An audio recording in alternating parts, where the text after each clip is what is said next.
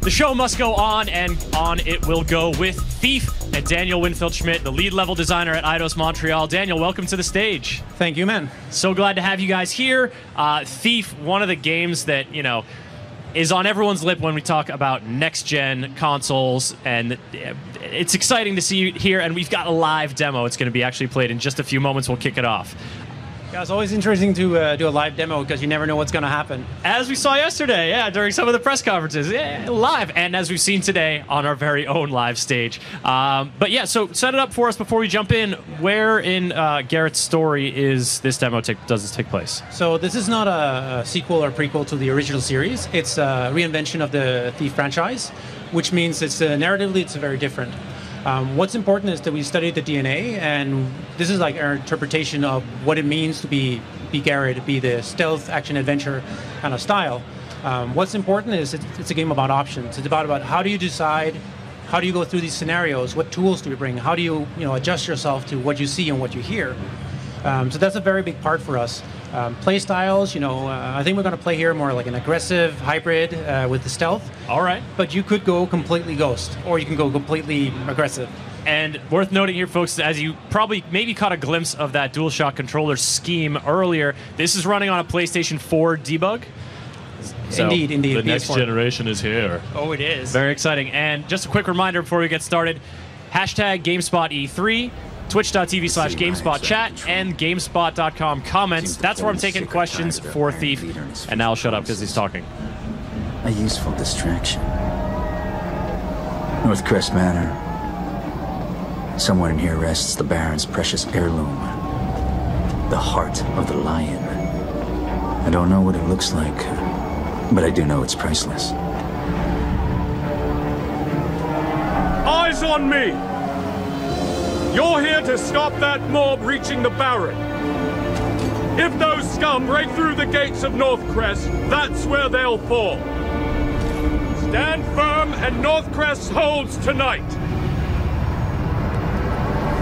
There are plenty of guards here, but with the mob on the way, they won't be expecting me.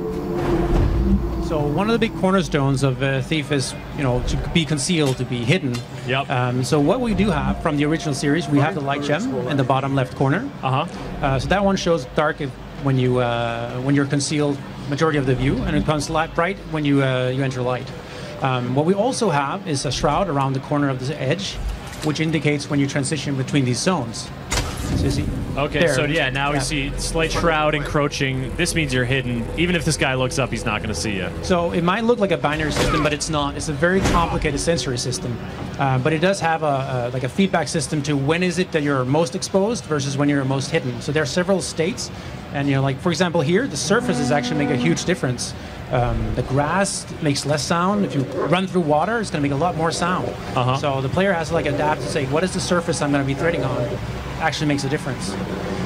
Due to an event that happens earlier in the game as well, you have something called focus, which is, by the way, completely optional if you want to disable it. You do not need it to complete the game, but you can use it in special cases. That's this mode right now that we're seeing? Exactly. You can use it to increase your aim. You can use it to see things in the environment you might have missed. Okay. Sort of, I mean, that's a tool that many modern action games use, especially to enhance the sort of stealth gameplay, but I think, your emphasis on it's completely optional certainly speaks to how dedicated you guys are to retaining that original, very hardcore stealth mode of the original Thief games. Exactly. There's also a lot of the UI you can enable or disable depending on how much help do you want.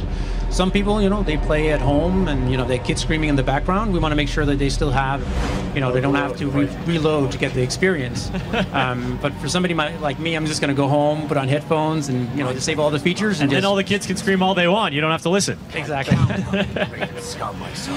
All right, so this is, now we're taking, this environment, there's plenty, we see these little raised walls. That's a pathway that Garrett could go on. We see these boxes, lots of places to sneak around.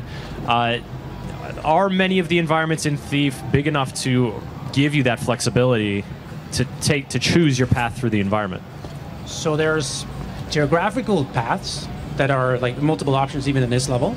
But what we also have is how do you deal with scenarios? Because just in this space, there's like a ton of ways you could have dealt with the situation. Yep.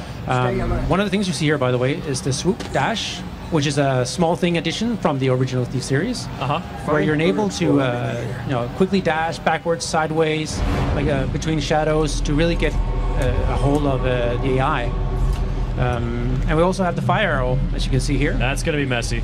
And you could set fire on these guys, but we can do it more like a stealth approach for now, just to keep you on the edge. Oh, all right, yeah. Just to let you know that we could. You could. We could turn this into a bloodbath, but we'll remain stealthy. We'll remain in the dark. And yeah, so locomotion, obviously a huge part of staying in stealth, and you were talking about that little swoop move that we've seen a few times. What other tricks does Garrett have up his sleeves, or his boots, as the case may be? Up his boots? Yeah, down the boot? Down the boot. So there's a lot of things about the how we designed both the combat and how we design different things you could do. But even if you play aggressively, you still have to work from the shadows. So if you run into open light, you're not going to have a very good chance. So it's still hit and run from the shadows, even within our aggressive mode. So if you just want to stay out of it, it's probably staying concealed. It's probably the strongest thing he can do. Now, one of the things he does to stay concealed is make use of a robust tool set. And Georgina on Twitter is wondering about the tools that Garrett can use and about their durability. Is that also a factor? So right now, the arrows are shattered on impact to leave less evidence that he was even there. Oh, nice. So there's a small twist. Not twist durable on purpose. Exactly. Yeah. So you don't want to leave a mark anyway, so that's kind of the thing. So what you have here, you've seen the fire arrow that you can use to ignite things. You can destroy objects with it. You also have the blackjack. You can create sound by slapping a table or whatever. And then in addition, you have the focus abilities, which can be used in different ways. For example, you can use it to see through, see if there's anybody on the other side. There you go. You can see footsteps of the guard on the other side. So it's not over powerful because you can't see who it is. You can't see. You have to like pay attention to what they're doing. Yeah, you can get a little contextual clue, but it's not giving the game away. It's not showing you the entire silhouette in this case. And that was a nice little bit of robbery. Exactly, and they had no clue what just happened. And so you gained XP from that, at the very least, probably some money as well. Is that, what systems do those fuel, the gain of XP and the gain of money? So money, of course, you can buy more arrows and more tools and so on. The natural economy flow. For the XP, it's more like a way of measuring how good the player is. So we think there's a lot of competitive nature, even on the on the dev floor. So that's a really important part for us. Also, you should notice that the focus and the health do not auto-regenerate, by the way. This is a hardcore game. Yes. In that sense, it does not auto-regenerate, which means you have to find consumables like that flower he picked up, which is a poppy flower, or health pickups that you can use then to consume to regenerate your health. Replenish those to regain your health. Yeah, but otherwise, you might find yourself in a tight spot with low health, and you got to make use of your stealth abilities to get yourself out of there. You might want to pick your battles. Yeah, pick your battles. Pick your battles. I'm checking in the Twitch chat here for some questions, and the show-off wants to know about, we've remained in stealth so far during this demo, but once you're spotted, people know you're there. You can evade, but do they ever return back to oh, he must be gone? Talk about stealth elevation, and then how long does that sort of threat level linger? So, with every next-gen game comes next-gen dog. So we have dogs too. Oh, the dog. So as you see here, he actually just caused an alert where the guards are going to oh, something happened, and they're going to start investigating, looking around, do a search pattern, and just make sure that is the danger gone? They didn't actually see you, so they will actually go back to their original. Not sure. They could be, the dog could just be getting riled up about a night squirrel. Exactly, a very evil. I think those are called rats. They're evil rat. So there are options of how they react to you when you've been there or not. So they don't actually see you, so they're assuming that the Graven, the city revolt that's going on, they're the ones infiltrating it. So you're kind of using this opportunity to sneak in to steal a precious family heirloom. That's right, because you're not the lone antagonist in this story. You're kind of a side player almost in a larger societal conflict that's going down. Exactly. You're kind of the in-between factions, whoever pays the most. So normally in the playthroughs we do here at E3, we kind of go down to a basement and kind of sneak in. But here we're going to do something a little different. We're going to... Bam. That was loud. That was loud. I was a little too far away. So what we're going to do here is go through the attic, which is a different entry point that we haven't shown so far. Intriguing. So what awaits in the attic? So what you'll see here is the rope arrow. So it's back. So people have asked if the claw replaced it. It just does not. So this is a great opportunity to gain access to certain places. Oh yeah. Because, you know, he's a pretty adept climber, but sometimes you just need a little help from your very own rope ladder. Rope ladder, yes, excellent. So what would, you know, a thief be without a crowbar? Question just popped up on Twitter 50 seconds ago asking about the rope arrow. There you go. Boom, Derek. There you go. You got your rope arrow, Derek. You read this guy's mind. Just for you. Now we're infiltrating the attic, and so this is a hidden room. This is interesting because he's searching for something he calls the heart. That's a precious item. He doesn't know what it looks like. So the heart of the lion. So there's some information you get prior to going here. Unfortunately, this is all we're showing for now. So you infiltrate the mansion, and the mansion goes on, and he goes on. It's a pretty big mission. Okay. So you infiltrate it, and you have to find out where it is. He's hidden it somewhere. And it's about finding clues. Where could he have hidden it? Why did he hide it? There's a lot of information. I think that's very important for the Thief franchise, is to have that, you know, that underlying. You can investigate. You can find information. There's a lot more backstory than meets the eye, and that's kind of where the exploratory element comes to it. And that kind of stuff, you know, does it just sort of inform you about the world and flesh it out and give you some cool context, or does it actually, will it clue you into some things about the mission that maybe you can then leverage? A lot of it has to have meaning to it, right? So if you start investigating, you get backstory, you get like small fun nuggets of entertainment, or you find maybe secrets that you would miss otherwise. Oh, he hid this thing underneath the bookshelf, and then you have to go investigate. Eventually, you find the thing you were looking for.